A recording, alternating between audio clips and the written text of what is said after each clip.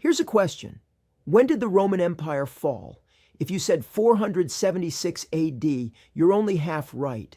The Western Roman Empire fell in 476. But the Eastern Roman Empire, what we call the Byzantine Empire, kept going for another 977 years.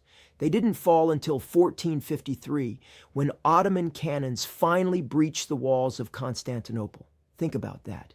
While Western Europe was in the Middle Ages, the Byzantines were preserving Roman law, Greek philosophy, and Christian theology. They invented Greek fire, a weapon so terrifying and effective that the recipe was a state secret. They created some of the most beautiful art in history, golden mosaics that still glow in churches today. And they survived everything: barbarian invasions, Persian wars, Arab conquests, crusades, plagues, civil wars, and a schism that split Christianity in half. At their peak under Justinian in the 500s, they almost reconquered the whole Roman Empire. At their lowest points, they controlled just the city of Constantinople and a few miles around it, but they endured. So how do you survive for 1,000 years when everyone around you is falling? How do you adapt when the world completely changes? And what finally brings down an empire that refused to die? I'm Jack. This is Blueprints of Power, and today we're exploring the empire that wouldn't quit. Let's go.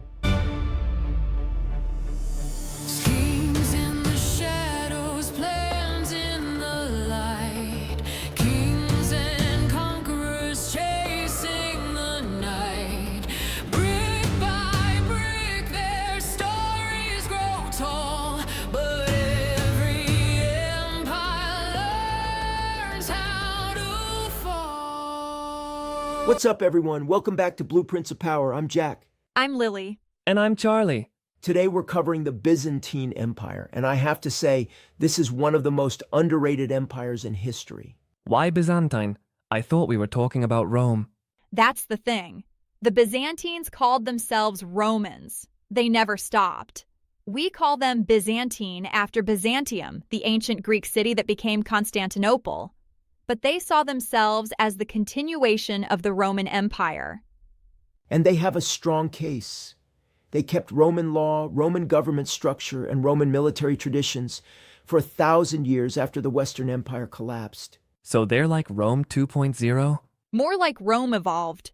Over time, they became more Greek in language and culture, more Christian in identity, and more Eastern in orientation. But they maintained continuity with Rome. And the Byzantine Empire lasted from 330 AD, when Constantine founded Constantinople, to 1453. That's 1,123 years. That's longer than almost any empire we've covered. Only ancient Egypt lasted longer among the empires we've discussed, and the Byzantines survived through incredible challenges: the fall of the West, the rise of Islam, Viking raids, Crusader attacks, Mongol invasions. They were constantly under threat, but constantly adapting. And at their peak under Justinian in the 500s, and again under the Macedonian dynasty in the 900s to the 1000s, they were wealthy, powerful, and culturally brilliant. What did they achieve? They preserved classical knowledge that would have been lost otherwise. They developed sophisticated diplomacy and statecraft.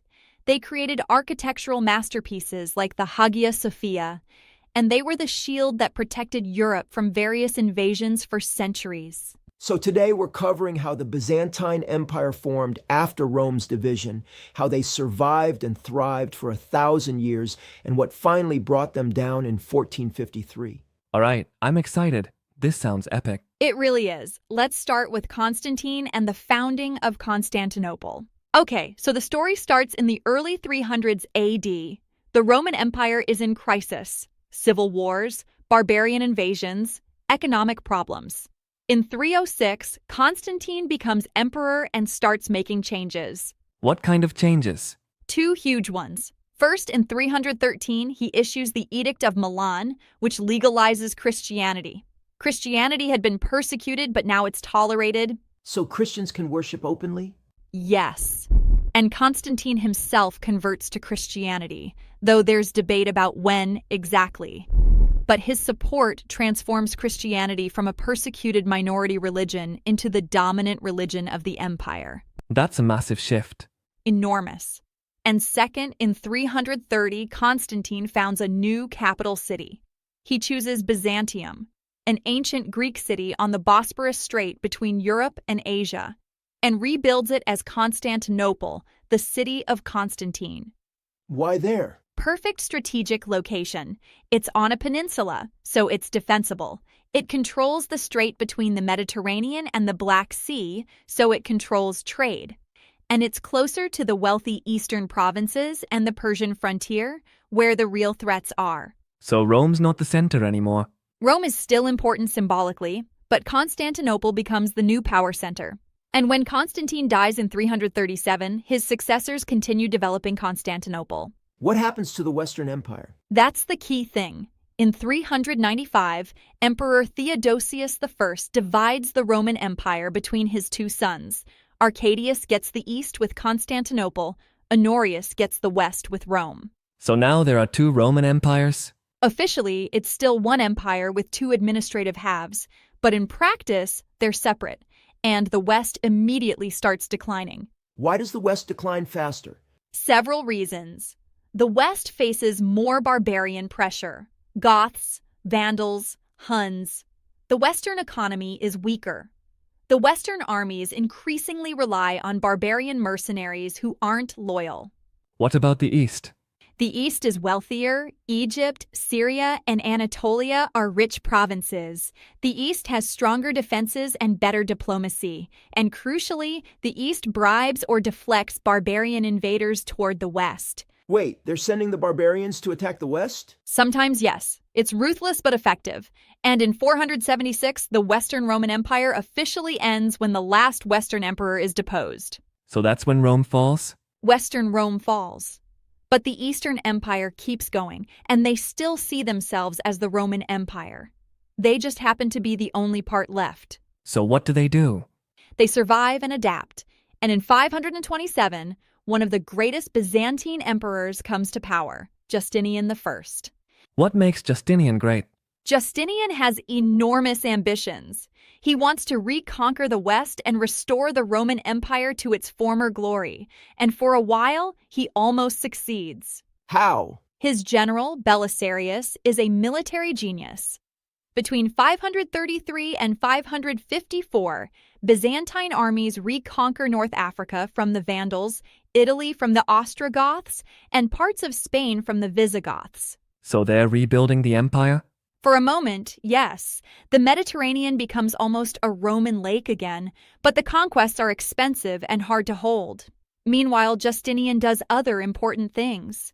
Like what? He commissions the Corpus Juris Civilis, the corpus of civil law, a comprehensive codification of Roman law. This becomes the foundation for European legal systems for centuries. So he's organizing all Roman laws?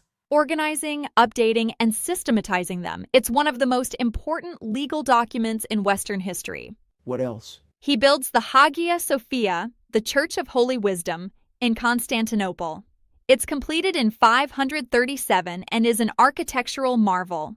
The dome is 108 feet in diameter and seems to float. People said it was built by angels, not humans. Is it still standing? It's still standing. It was a church for 900 years, then a mosque after the Ottomans conquered Constantinople, and now it's a museum and mosque again. So Justinian's accomplishing a lot. He is. But there are problems. The reconquests drain the treasury. In 541 to 542, the plague of Justinian, probably bubonic plague, kills maybe 25 to 50 million people across the Mediterranean. That's catastrophic. It devastates the empire. The population drops, the economy shrinks, and the military struggles to defend the reconquered territories. So the expansion is unsustainable? It proves to be. After Justinian dies in 565, his successors can't hold everything.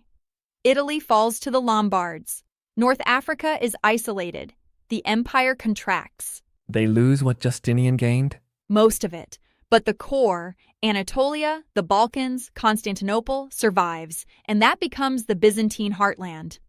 All right, quick break. If you're loving this story about how the Byzantine Empire survived for 1,000 years, and honestly, their resilience is incredible, hit that follow button. Subscribe to Blueprints of Power wherever you're listening. We're covering empires from every era, and we've got so many more fascinating stories coming. The Mongols, the Caliphates, the Vikings, all the great powers of history. Share this with someone who loves medieval history, Roman history, or just stories about survival and adaptation. The Byzantines are the ultimate survivors. And please leave us a review. Every review helps new listeners discover the show. Tell us what you think, what you're learning, what you want to hear more about. All right, back to the Byzantines. Because we're about to get into their golden age and how they developed one of the most sophisticated civilizations in medieval Europe. Let's go. Okay, so after Justinian, the Byzantines contract, how do they survive the next several centuries? Let me break down the Byzantine recipe for survival and power. Ingredient number 1, strategic defense and diplomacy. The Byzantines can't always win militarily, so they become masters of diplomacy. What does that look like? They play enemies against each other. When the Persians attack from the east, the Byzantines bribe Turkic tribes to attack Persia from the north. When Arabs attack, the Byzantines make alliances with Armenians or Bulgarians. So divide and conquer? Divide and defend. They use gold, marriage alliances, and trade privileges to create buffer states and allies. It's cheaper than constant warfare. Smart. Very smart. And ingredient 2, Greek fire. This is their secret weapon, literally. Greek fire is an incendiary weapon that burns on water and can't be extinguished with water. How does that work? We don't know exactly. The formula was a state secret and was lost, but it was probably petroleum-based with various additives. Byzantine ships used siphons to spray Greek fire at enemy ships. So they're flamethrowers on boats? Basically, and it's devastating. The Arab fleet trying to besiege Constantinople in 678 is destroyed by Greek fire. It saves the city multiple times. So it's a technological advantage? A crucial one, and the Byzantines guard the secret carefully. Divulging how to make Greek fire is punishable by death. They're serious about keeping it secret. Very serious. And ingredient 3, the theme system. After losing territory in the 600s, the Byzantines reorganized their military and administration. How? They divide the empire into themes, military districts. Each theme has a governor who's also the military commander. Soldiers are given land in exchange for military service. So soldiers are also farmers? Yes, they farm during peacetime and fight during war. This creates a loyal, self-sustaining military force without constant salary payments. So it's like the Roman legion system but with land instead of pay? Similar concept, adapted for reduced resources. And it works. The theme system helps the Byzantines survive Arab invasions in the 600s and 700s. So they're adapting to their circumstances? Constantly adapting. And ingredient 4, religious authority. The Byzantine emperor isn't just a political leader, he's God's representative on earth, chosen to lead the Christian world. So church and state are connected? Completely intertwined. The emperor appoints the Patriarch of Constantinople, convenes church councils, and settles theological disputes. This is called Caesaropapism, the emperor as both Caesar and Pope. So the emperor has religious power too? Enormous religious power, and this creates legitimacy. Opposing the emperor isn't just treason, it's heresy. That's powerful. Very powerful. And ingredient 5, the Macedonian Renaissance. From 867 to 1056, the Macedonian dynasty rules Byzantium. This is a golden age. What happens? Military success. The Byzantines reconquer territory from the Arabs and push into Syria. Economic prosperity, trade flourishes, cities grow, and cultural brilliance, art, literature, philosophy, and scholarship thrive. So they're experiencing a renaissance? A genuine flowering of Byzantine culture. They produce beautiful mosaics, illuminated manuscripts, and architectural works. The Byzantine style, golden backgrounds, stylized figures, religious themes becomes iconic. Is this when they're making all those golden church mosaics? Yes. The mosaics in places like Ravenna, Constantinople, and later Venice are from this period or inspired by it. They're breathtakingly beautiful. What else is happening?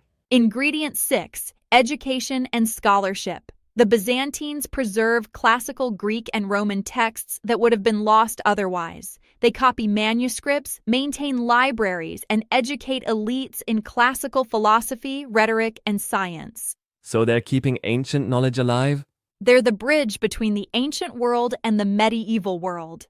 When Byzantines flee to Italy after Constantinople falls in 1453, they bring Greek manuscripts that help spark the Italian Renaissance. So the Renaissance happens partly because of Byzantine refugees?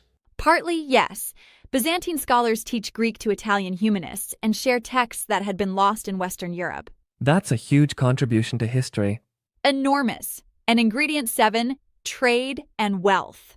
Constantinople is the richest city in Europe for most of the Byzantine period. It controls trade between Europe and Asia, the Black Sea, and the Mediterranean. How big is Constantinople? At its peak, about 400,000 to 500,000 people.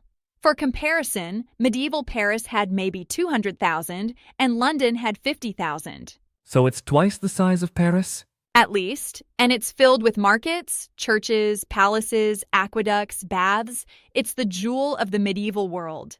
So the Byzantines are powerful, wealthy, and culturally advanced? During the Macedonian period and into the thousands, yes, they're at their peak. But something goes wrong? Several things go wrong. Before we get into the Byzantine decline, I want to note that studying empires that survive for 1,000 years teaches us about adaptability and resilience. The Byzantines faced existential threats repeatedly, but found ways to survive. That's a powerful lesson. If you're enjoying Blueprints of Power, please share this episode with history teachers, students, or anyone interested in medieval Europe. The Byzantine story deserves more attention, and please leave us a review. It genuinely helps the show grow and reach new listeners. All right, time to talk about how the Byzantine Empire slowly declined and finally fell in 1453. Let's get into it. Okay, so the Byzantines are at their peak in the thousands. What causes the decline? Multiple problems accumulate. First, the Battle of Manzikert in 1071. The Byzantines fight the Seljuk Turks in eastern Anatolia and lose catastrophically. The emperor is captured and the Byzantine army is destroyed. So they lose a major battle. A decisive battle. After Manzikert, the Seljuk Turks flood into Anatolia, the Byzantine heartland. The empire loses most of Anatolia, which was their main source of soldiers and tax revenue. So they're losing their core territory. Their richest, most important territory. And second, the Fourth Crusade in 1204. This is one of the greatest betrayals in history. What happens? The Crusaders, Western European Christians, are supposed to fight Muslims in the Holy Land. Instead, they attack Constantinople, sack the city, and establish a Latin empire there. Wait, Christians attack Christians? Yes, there's religious tension between Catholic Western Europe and Orthodox Byzantium, and there are political and economic motivations. Venetian merchants want to dominate trade, so the Crusaders conquer Constantinople. That's insane. It's devastating. The city is looted, treasures are stolen, libraries are burned. The Latin Empire lasts until 1261 when the Byzantines recapture Constantinople. But the empire never fully recovers. So the crusade permanently weakens them? Drastically. The Byzantine Empire after 1261 is a shadow of its former self. It controls Constantinople and some surrounding territory, but much of the Balkans and Anatolia is lost. What about enemies? Third problem, the rise of the Ottoman Turks. By the 1300s, a new Turkish power emerges in Anatolia, the Ottomans. They're organized, militarily strong, and expanding aggressively. And they're conquering Byzantine territory? Piece by piece. The Ottomans conquer Byzantine cities in Anatolia, then cross into Europe and take Thrace and the Balkans.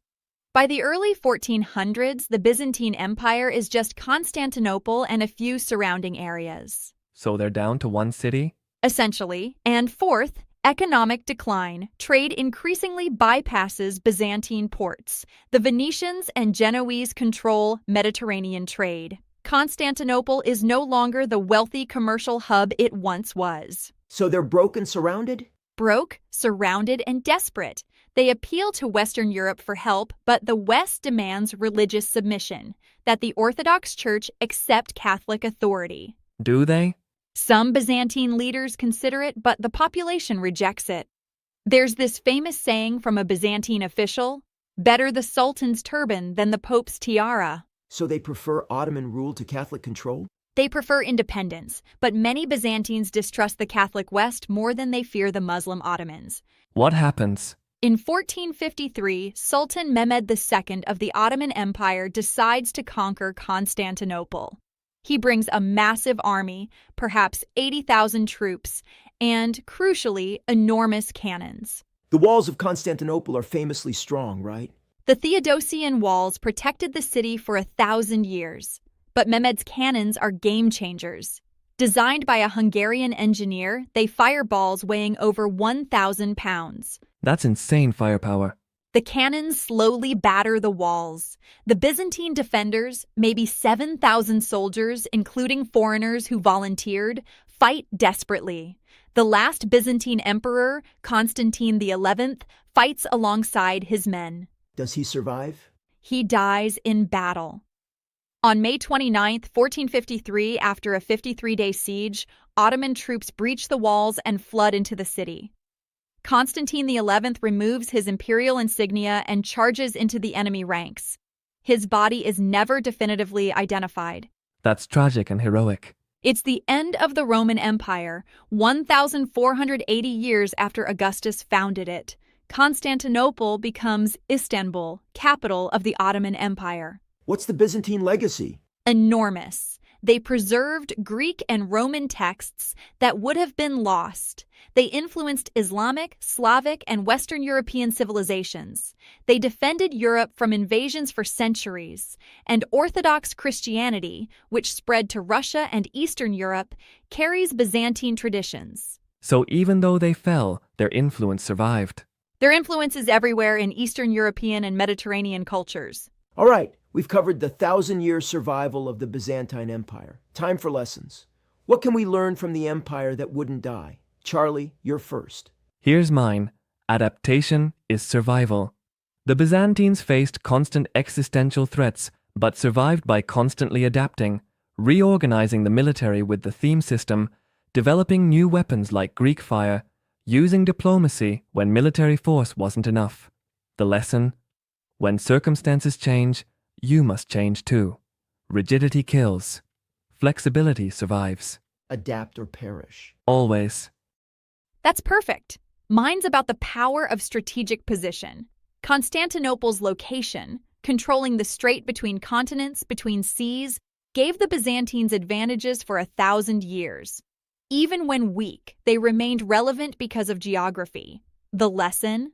Location and strategic positioning can compensate for other weaknesses.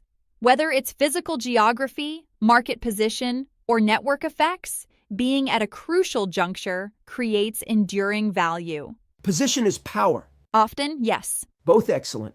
Mine's about cultural preservation and transmission. The Byzantines preserved classical knowledge through the Middle Ages and transmitted it to both Islamic civilization and the Italian Renaissance. They were a bridge. The lesson: preserving and transmitting knowledge across generations and cultures is one of the most valuable things a civilization can do. What you save and pass on may matter more than what you create. Legacy is about transmission. Preservation is contribution. Exactly. That's beautiful. The Byzantine Empire is incredible. They survived everything. For 1,000 years, that's longer than almost any other empire. And they deserve more recognition. Most people know about Rome, but not about Byzantium. Hopefully this episode helps change that. That's the goal, all right? Next week, we're covering the Abbasid Caliphate, the Islamic Golden Age, the House of Wisdom in Baghdad, and the empire that made Baghdad the intellectual center of the world for centuries. It's going to be fascinating.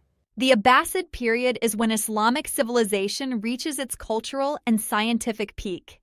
I'm excited for this one. Me too. Same. All right, that's it for today. Thanks for hanging with us on Blueprints of Power. I'm Lily. I'm Charlie.